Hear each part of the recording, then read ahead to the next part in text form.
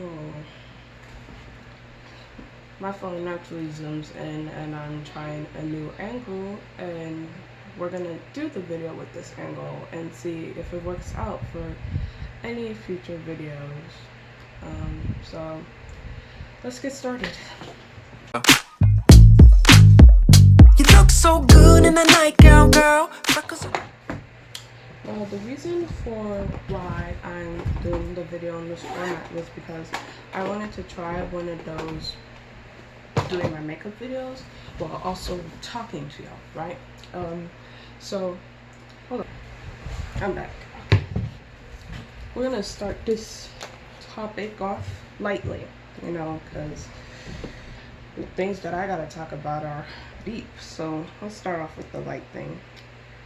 So for all my BTS fans, not K-pop in general, just BTS fans, how do y'all feel about Dynamite that came out yesterday around, well, it was Thursday, but it was set to come out Friday around like 9? How do you feel about that? I don't want to give my personal opinion because I said before in the past, I don't really want to get this on my hand.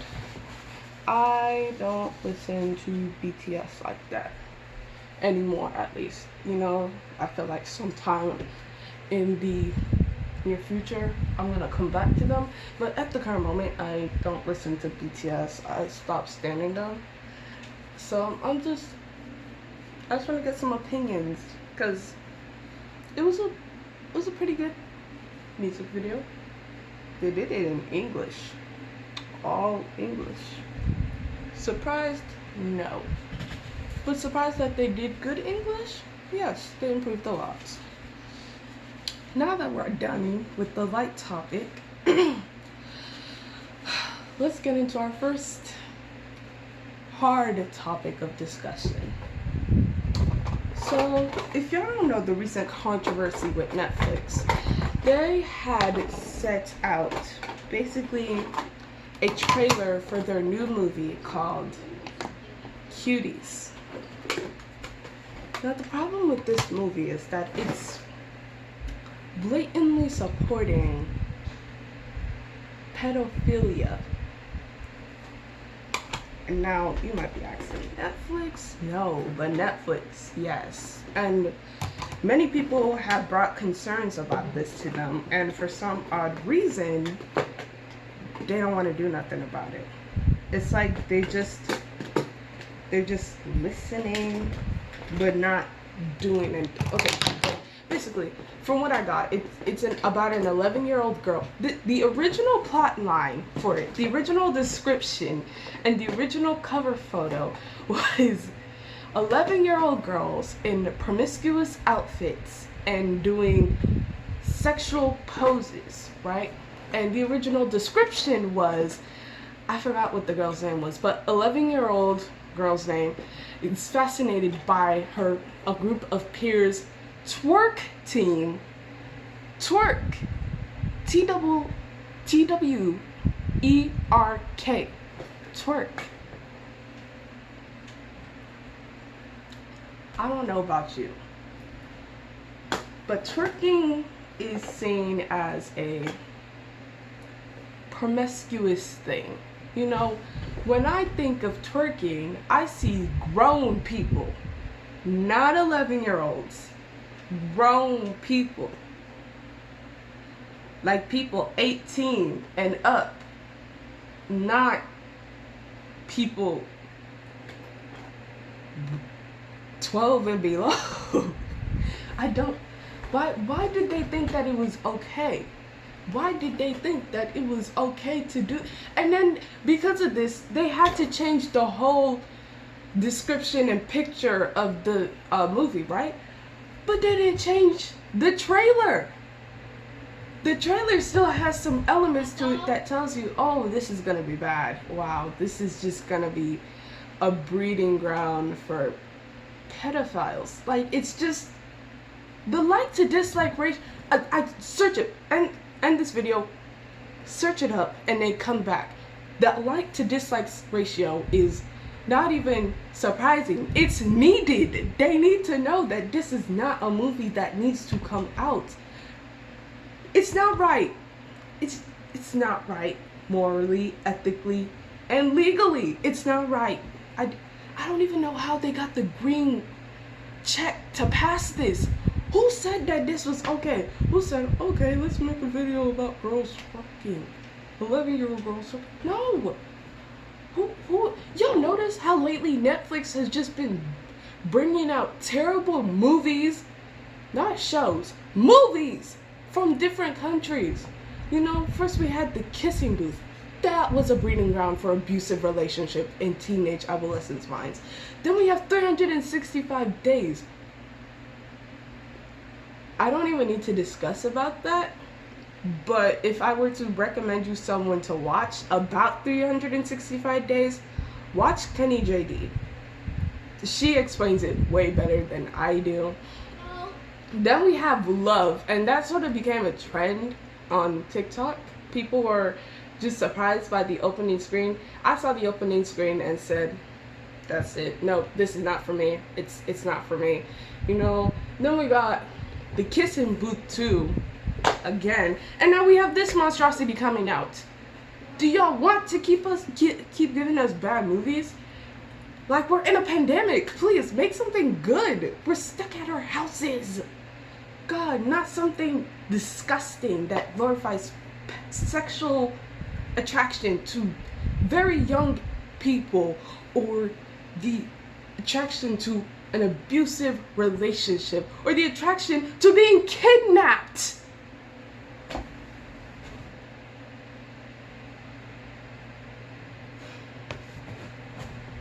That's the first one. I'm not even doing my makeup because I'm getting so heated about this. But then the next one we're going to be talking about is, this is a personal thing. So, as you all know, Megan Thee Stallion had gotten shot around July. Now, the reason why I never made a video about this was because I wanted to get the full story before I put my input into it, right? Like, because I was really tempted to say something, because all the people in the comments that were just making jokes about Megan getting shot, I have never wanted to jump into people's screens and beat the living crap out of them more, because like I've been saying this whole time, ever since I heard about this situation, it is by God's grace that she got shot in her feet. Because imagine if that bullet hadn't gone anywhere but her feet. We probably wouldn't have Megan still. She probably would have been gone at a very young age. And I don't think anyone would want that. So it's disgusting to see people out here making jokes like it's the funniest thing in the world. Out here calling her a man and saying that's why Tory Lanez, we're going to get to him. Tory Lanez shot her. And I'm just sitting here like, that's not funny. First off, because like I said, it's not funny that she got shot. And second off, now you're insinuating that transphobia. That's what it seems like that was coming out. Your inner transphobia is coming out with that statement right there. When people were saying that. Ooh, just made me mad. Just made me want to grab someone by the head and just shake them and ask them, why are you like this? Why do you think this is the way it is? Because it's not funny. Like, it's not funny. So after that, it was for a while, I think near a month, right? And Megan hadn't said anything about it, and she finally comes out on live and she's angry, rightfully so. Now people are making jokes about it, right? And she's crying like she's trying. Y'all gotta realize, she just lost her mom, which was like the only parent she had around that time, and she had essentially no family to go to or have to come to her. She was scared. Something really traumatizing happened to her, and y'all thought it'd be fun to make fun of it? Would y'all make fun of someone if I'm not even gonna ask this question because I know people would. Oh my god. That's sad. It's sad that I know people would make fun of someone for the question that I was going to ask. Oh my god. You kidding me? So she comes out with that. Then, as you know, like I said before, mentioning Tory Lanez, a lot of people were speculating that a lot of people were speculating that the person that shot her was Tory Lanez because in the past, with his past girlfriends, he had an abusive tendency, and when he'd get mad, I don't know what they need to put. Hold on. When he'd get mad, his past girlfriends would say that he used to threaten them. You know what? Everybody said that we should have seen this coming when Keke Palmer said something. She said something about this, and instead people started making fun of her, like she wanted a man. Like, no, she didn't. She was right, by the way. Keke was right.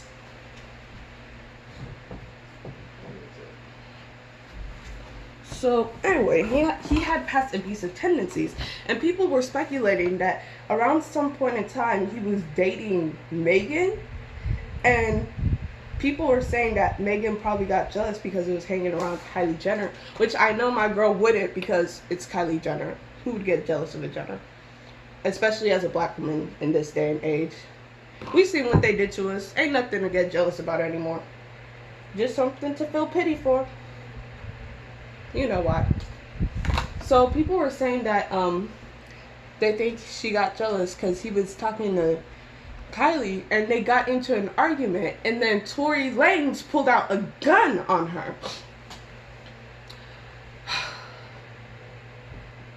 I'm just still thinking about all the people that I want to hit the ever-living crap out of. I want to send them to God, I want to send them to Jesus, and have him sit there and tell him, you look mad foolish for what you did. That's what I want, but I don't got that ability. So after this whole thing, Megan was still silent about who shot her. You know, because you won't believe this, but she was protecting someone. She was protecting him. So then after some point in time, I think around two days ago, she finally was fed up. She was done with it, rightfully so. She called out Tory Lanez because supposedly, I didn't know this, he's been going around trying to make it seem like Megan didn't get shot. She stepped in some glass. That's the narrative that he was trying to pass by to everyone else because, you know, rightfully so, the police were called, you know, because you hear gunshots in a nice residential neighborhood. Of course, they're going to call the police, you know. And Tory Lanez got arrested. But from what I heard, this whole time, he's been trying to make it seem as though Megan didn't get shot so that when he goes to that court hearing case, they can't say that she got shot, right? Good for Meg to start getting pissed off with this, because she did what she needed to do, and no one could say she didn't have. No, she needed to do what she needed to do. She exposed him and said, stop going around telling people that I didn't get shot when you were the one that shot me. Okay? Here's the thing y'all need to know. If Tory Lanez gets a felony, or he has felony? Yeah, felony. If he gets a felony, he's getting deported. He's not from America. He's from Canada. Canada, come get your man. Okay? I don't support deporting people. But if you do something bad, and in this sense, shoot a person, and the consequence is that you go back to Canada because you might be a danger to other women, maybe go back to get some help, you know? Because let's clarify something. Megan didn't have to. She didn't have to not say anything, you know? She could have ages ago then told us that it was Tory Lanez that shot her, but she didn't. she kept her mouth quiet for a nice amount of time, which I'm even more surprised about. She kept her mouth quiet. She didn't say nothing for such a long time. She was just taking this heat. While Tory Lanez was sitting there, people were saying, "Free Tory." From what? Free Tory from what? This is his problem. He got in trouble. He shot someone, and you want to free him? You have to be joking. You know what sucks more? I'm not even that amazing at makeup, but I love contouring. Back to the topic of discussion. Megan said that the reason why she didn't say anything around the time and when the incident happened was because when the police came, she was scared. And the reason why she was scared is because, if y'all haven't noticed lately, anytime the police comes, black people don't usually make it out without any pew-pews. Black people don't usually always make it out. That's just it, right? So she was rightfully scared, not only for her, but for Tory Lanez too, because he's a black man. Black men usually get the understaffed more, not saying that black women don't get shot more, right? But most black men do get shot to death, while black women got shot to major injury. So it was understandable that she was trying to protect him. So why would you, Tory Lanez, this is directed to you.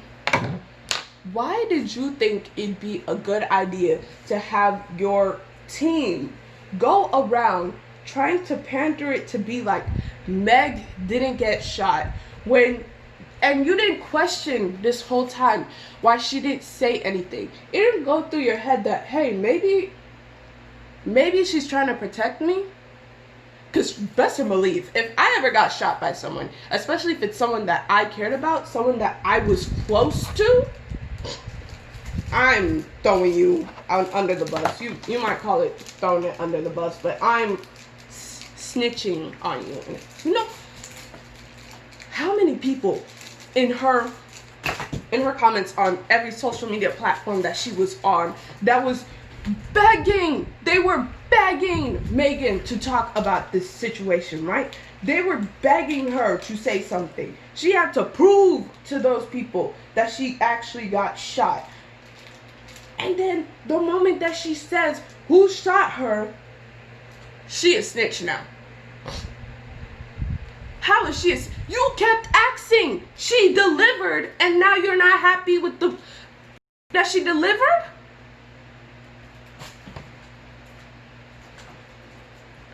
So wonder why so many women, black women, are so done with black men in this community. Y'all be doing this stuff all the time. Oh my God. We ask you for one simple thing. You know, at this point, don't say anything not even to me. Just stand there. Be there for us, by our side. She didn't ask for anyone to belittle her, to bring her down for the experience that she had. She didn't know that if she ratted out on Tory Lanez to the same people that was asking her to tell her who shot her, that those same people would sit there and try and make her seem like the bad guy.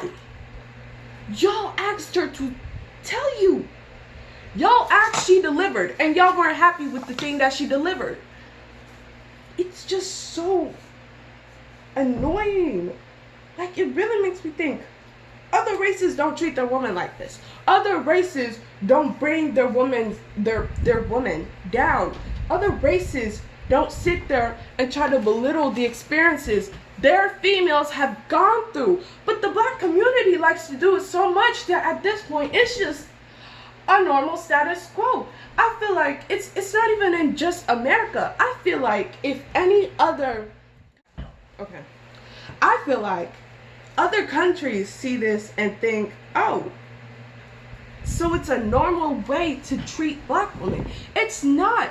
We're already struggling with the white man, but y'all just making it extra worse. Try to build a name for ourselves. Y'all try and tear that down. There's a thing, I said it on my TikTok, that for all those who were making fun of Meg, I'm praying on your downfall. I'm not praying for your death, but anything you want to succeed in, I'm praying that it doesn't pass by. Why? Because you knew what you were doing. You didn't have to sit there and make her feel worse than she already was feeling about this situation. You didn't have to sit there and make her feel like she's a snitch for reporting on her shooter. But she's not. But you did. So I'm hoping God doesn't provide you with what you need to succeed in life. Like I said, I'm not asking for God to bring forth your death. Not gonna bring me anything. But anything monetarily, like YouTube, I hope that falls to the pits. Because my girl Meg deserved better.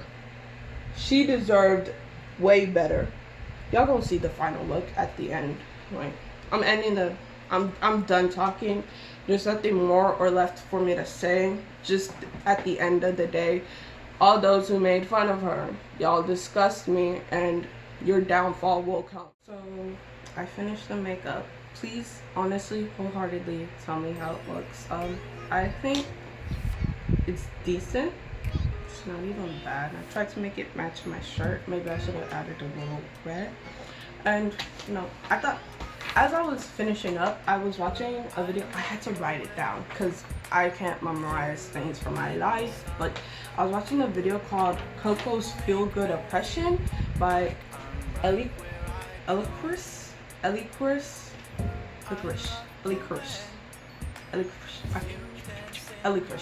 The person is Ellie Krish. Just search up Coco's Feel Good Oppression. Highly recommend it because it really made me rethink how the movie was actually, and most Disney movies, including Lanez. So yeah, this is the end of the video. Thank you for watching. Please, I actually want you to take some points that I made in this video regarding the two situations that I was discussing about, because they truly and honestly aren't right.